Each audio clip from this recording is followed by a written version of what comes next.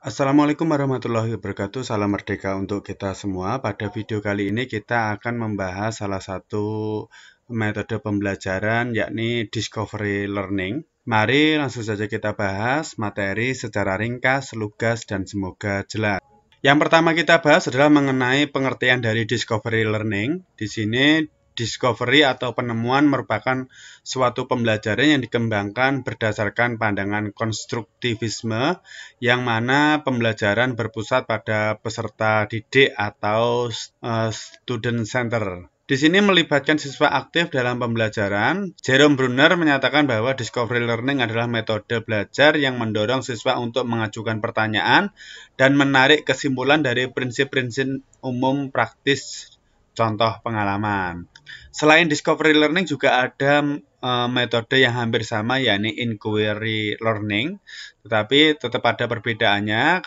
Discovery sendiri berarti menemukan masalah yang ada itu dibuat atau direkayasa oleh guru, memiliki target untuk menemukan sesuatu baik gagasan maupun temuan lainnya.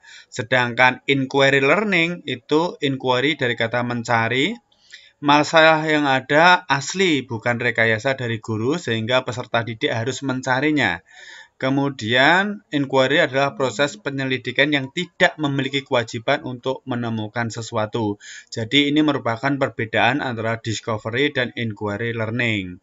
Selanjutnya adalah sintak dari discovery learning. Di sini yang pertama adalah stimulation, yakni pemberian rangsangan. Peserta didik dihadapkan dengan sesuatu yang menimbulkan kebingungan. Peserta didik membaca buku. Stimulan bisa berupa pertanyaan. Kemudian ada problem statement. Di sini pernyataan atau identifikasi masalah, berbagai masalah yang relevan dengan materi, kemudian dibuat hipotesis atau dugaan awal. Kemudian ada data collection, pengumpulan data. Pada tahap eksplorasi, peserta didik mengumpulkan informasi sebanyak-banyaknya, menjawab pertanyaan dan membuktikan hipotesis. Siswa aktif dalam mengumpulkan informasi. Kemudian ada data processing. Di sini adalah pengolahan data. Data yang ada diolah, diacak, diklasifikasikan, ditabulasi, hingga ditafsirkan. Di sini sebagai pembentukan konsep dan generalisasi. Selanjutnya adalah verifikasi, yakni pembuktian. Peserta didik membuktikan benar atau tidaknya hipotesis yang dibuat dengan hasil pengolahan data. Kemudian tahap terakhir adalah baru menarik kesimpulan. Kesimpulan dijadikan prinsip umum dan berlaku untuk semua kejadian atau masalah yang sama. Kita bahas satu persatu mengenai stimulan. Di sini kegiatan guru adalah memulai kegiatan pembelajaran dengan mengajukan pertanyaan, anjuran membaca buku, dan aktivitas belajar lainnya yang mengarah pada persiapan pemecahan masalah. Sedangkan kegiatan peserta didik, yakni peserta didik dihadapkan pada sesuatu yang menimbulkan kebingungan. Stimulasi pada fase ini berfungsi untuk menyediakan kondisi interaksi belajar yang dapat mengembangkan dan membantu peserta didik dalam mengeksplorasi bahan.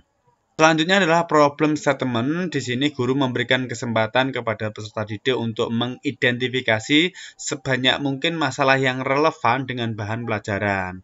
Kemudian salah satunya dipilih dan dirumuskan dalam bentuk hipotesis atau jawaban sementara atas pertanyaan masalah. Adapun kegiatan peserta didik, permasalahan yang dipilih atau selanjutnya harus dirumuskan dalam bentuk pertanyaan atau hipotesis, yakni pernyataan sebagai jawaban sementara atas pernyataan yang diajukan. Selanjutnya ada data collection, di mana pada tahap ini guru memberi kesempatan kepada peserta didik untuk mengumpulkan informasi yang relevan. Sedangkan peserta didik di sini kemudian mencari informasi dari membaca literatur, buku, mengamati objek, melakukan wawancara dengan narasumber, melakukan uji coba sendiri, dan lain sebagainya. Selanjutnya ada data processing. Di sini guru melakukan bimbingan pada saat peserta didik melakukan pengolahan data. Di sini peserta didik semua informasi yang didapat itu kemudian diolah, diacak, diklasifikasikan, ditabulasi, bahkan bila perlu dihitung dengan cara tertentu serta ditafsirkan pada tingkat kepercayaan tertentu. Tahap selanjutnya adalah verifikasi atau pengecekan. Di sini guru memberikan kesempatan kepada peserta didik untuk menemukan suatu konsep, teori, aturan, atau pemahaman melalui contoh-contoh yang ia jumpai dalam kehidupannya. Sedangkan peserta didik melakukan pemeriksaan. Verifikasi itu pemeriksaan secara cermat untuk membuktikan benar atau tidaknya hipotesis. Selanjutnya yang terakhir adalah generalization, yakni guru dalam kegiatan proses pembelajaran, menarik sebuah kesimpulan yang dapat dijadikan prinsip umum dan berlaku untuk semua kejadian atau masalah yang sama. Dengan memperhatikan verifikasi, guru akan meminta peserta didik untuk menarik sebuah kesimpulan yang dapat dijadikan prinsip. Sedangkan peserta didik berdasarkan hasil verifikasi, maka dirumuskan prinsip-prinsip yang mendasari generalisasi atau penarikan kesimpulan. Demikian materi mengenai metode pembelajaran discovery learning. Semoga bermanfaat. Mohon maaf apabila ada kesalahan. Wassalamualaikum warahmatullahi wabarakatuh.